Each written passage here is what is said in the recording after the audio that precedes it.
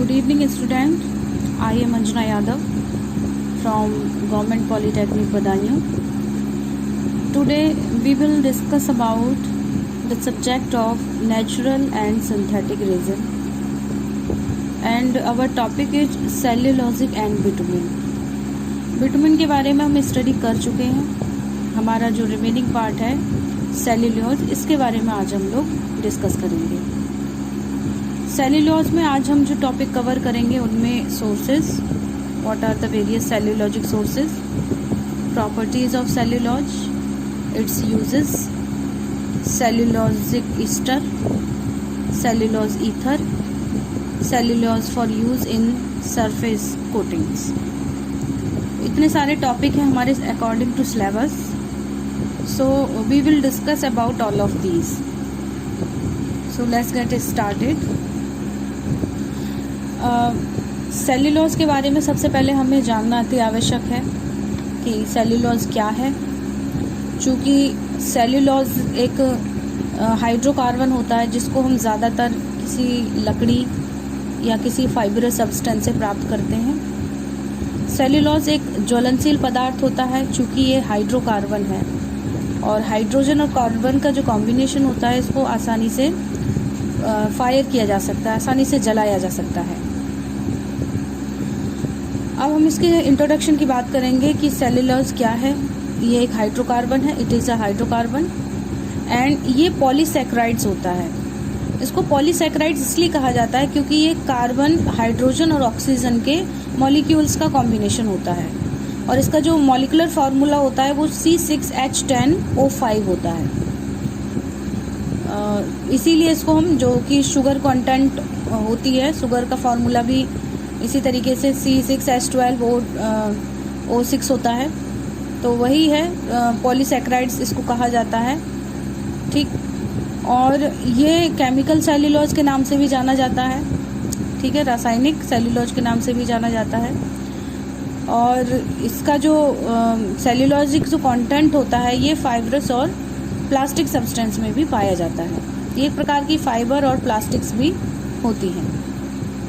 तो सेल्यूलोज के परिचय के बारे में इतना काफ़ी कुछ हो गया है कि एक हाइड्रोकार्बन है, पॉलीसैकेराइड्स है क्योंकि ये हाइड्रोकार्बन का मिक्सचर है, और ये केमिकल सेल्यूलोज होता है, और फाइबर और प्लास्टिक कंटेंट के अंदर भी ये पाया जाता है. बात करेंगे कि हम सेल्यूलोज को कैसे प्राप्त कर सकते हैं. तो इसके जो सोर्स हैं वो वुड पल्प इसका सोर्स होता है. यानी कि यदि हमें ये क्वेश्चन पूछा जाए कि हाउ टू गेट सेल्यूलोज, तो हम बताएंगे कि नेचुरली हम सेल्यूलोज को वुड पल्प से प्राप्त कर सकते हैं. लकड़ी का जो गूदा होता है वहाँ से हम सेल्यूलोज को प्राप्त कर सकते हैं. ठीक है, तो बहुत आसान है इसमें. ये चूँकि सीधी सी बात है, नेचुरली प्राप्त किया जाता है. इसको आर्टिफिशियल भी बनाया जा सकता है, किसी भी फाइबर सब्सटेंसेस को एक्सट्रैक्ट किया जा सकता है, बट ज़्यादातर केसेस में इसको नेचुरली ही प्राप्त किया जाता है. नेचुरली ये पेड़ पौधों से, जीव जंतुओं से, बीजों से, तनों से, जड़ों से इत्यादि, और मतलब लकड़ी वगैरह से पाया जाता है. अब हम इसकी कुछ पर्टिनेंट प्रॉपर्टीज़ के बारे में बात करेंगे.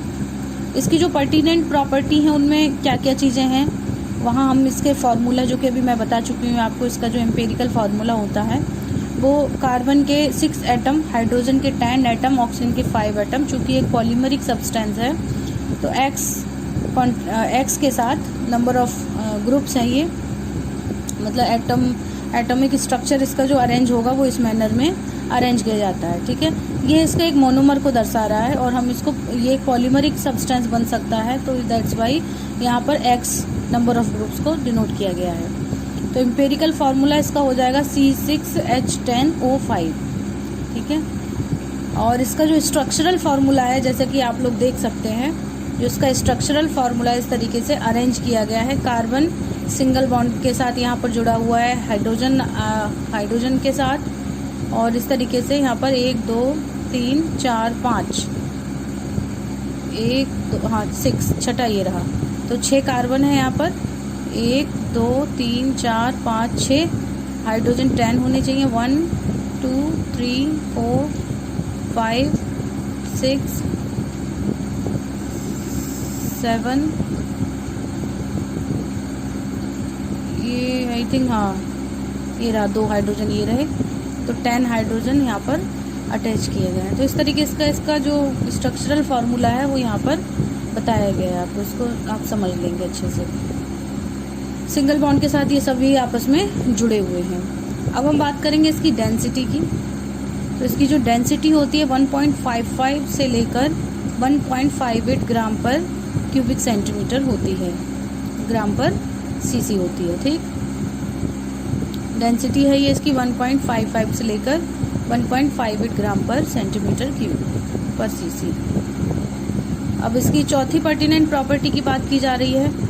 तो इसकी हम सॉल्युबिलिटी की अगर बात करें तो चूंकि ये सेल्यूलोज है और ये पानी में घुलनशील नहीं होता है क्योंकि लकड़ियों से बनाया जा रहा है ये, तो यहाँ पर इसकी जो सॉल्युबिलिटी के बारे में बताया जा रहा है इनसॉल्युबल इन H2O। ठीक, बट ये एसिडिक सब्सटेंस में सॉल्युबल हो सकता है, पानी में ये नहीं घोला जा सकता, बट डाइल्यूट एसिड में ये घोला जा सकता है। ठीक है, कॉन्सेंट्रेट एसिड में, सॉरी, डाइल्यूट एसिड में भी ये नहीं घोला जा सकता है, बट हाईली कॉन्सेंट्रेट एसिड में इसको घोला नहीं जा सकता, इसको डाइजेस्ट किया जाता है। ठीक है, जो भी सेल्यूलोजिक कंपोनेंट होते हैं ये आसानी से घुलनशील नहीं होते हैं, तो इनको हम डाइजेस्ट करवाते हैं, गलाते हैं इनको। तो इनसॉल्युबल होते हैं किस किस में, H2O में, एसिड में, अल्कली सब्सटेंस में, ऑर्डिनरी ऑर्गेनिक सॉल्वेंट्स में। जितने भी ऑर्गेनिक सॉल्वेंट होते हैं, जितने भी डाइल्यूट एसिड्स होते हैं, अल्कली होते हैं और वाटर, इन सब में ये सॉल्युबल नहीं होता है। ठीक है, अब हम बात करेंगे सॉल्युबल किस किस में हो सकता है ये। तो क्यूप्रस अमोनियम ऑक्साइड, ये इसका फॉर्मूला है CuNH4 का होल थ्राइज OH का होल ट्वाइज। ठीक है, तो इसको हम इस तरीके से भी लिख सकते हैं NaOH और प्लस CH2। ठीक है, तो ये इसमें सॉल्युबल होता है क्योंकि एक मतलब अमोनिया और कॉपर और ऑक्सीजन हाइड्रोजन का ये मिक्सचर है, इसमें इसको आसानी से सेल्यूलोज को हम घोल सकते हैं। तो ये जितनी भी प्रॉपर्टी आपको यहाँ बताई गई हैं, पहले हमने यहाँ पे इंट्रोडक्शन के बारे में बात की, फिर हमने यहाँ पर सोर्सेज के बारे में बात की। इंट्रोडक्शन पार्ट में ये एक हाइड्रोकार्बन होता है, पॉलीसैकेराइड्स होता है, केमिकली सेल्यूलोजिक सब्सटेंस होता है और फाइबर प्लास्टिक सब्सटेंस में पाया जाता है। दूसरी चीज़ हमने यहाँ पर इसके सोर्सेज की बात की थी, तो ये इसका जो मेन सोर्स होता है ये वुड पल्प होता है, ज़्यादातर ये वुड पल्प से निकाला जाता है। अदरवाइज इसके अलावा नेचुरली हम इसको कई जगहों से प्राप्त कर सकते हैं, जैसे जीव जंतुओं से भी सेल्यूलोज प्राप्त किया जा सकता है, बीजों से सेल्यूलोज प्राप्त किया जा सकता है, वृक्षों से सेल्यूलोज प्राप्त किया जा सकता है, जो वृक्ष के तने होते हैं वहाँ से सेल्यूलोज को एक्सट्रैक्ट किया जा सकता है, पत्तियों से इत्यादि से भी हम सेल्यूलोज को एक्सट्रैक्ट कर सकते हैं। इसके बाद हमने बात करी थी पर्टिनेंट प्रॉपर्टी की। तो इसका जो एम्पिरिकल फार्मूला है ये आपको बताया गया था C6H10O5, और इसके बाद इसका स्ट्रक्चरल फार्मूला क्या है ये आपको बताया गया था। After that we have discuss about density.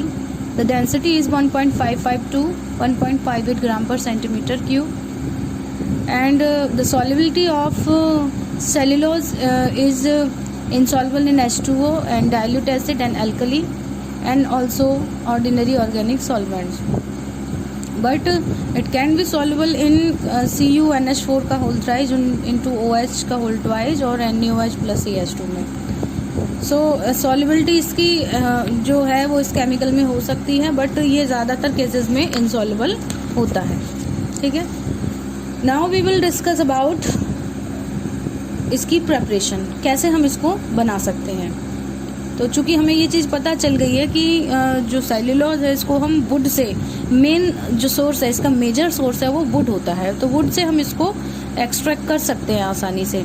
इसके अलावा मैंने आपको बताया था कि वुड के अलावा भी हम इसको और भी चीज़ों से बना सकते हैं, जैसे कि वृक्ष वगैरह हो जाते हैं। ठीक है, तो तनों से, जीव जंतुओं इत्यादि से भी ये बनाया जा सकता है। सेल्यूलोजिक सब्सटेंस जैसे हड्डियाँ होती हैं, हाथी दांत होते हैं, यहाँ से भी निकाला जाता है। ठीक है, तो अब हम बात करेंगे इसकी प्रेपरेशन की कि हम कैसे इसको तैयार कर सकते हैं।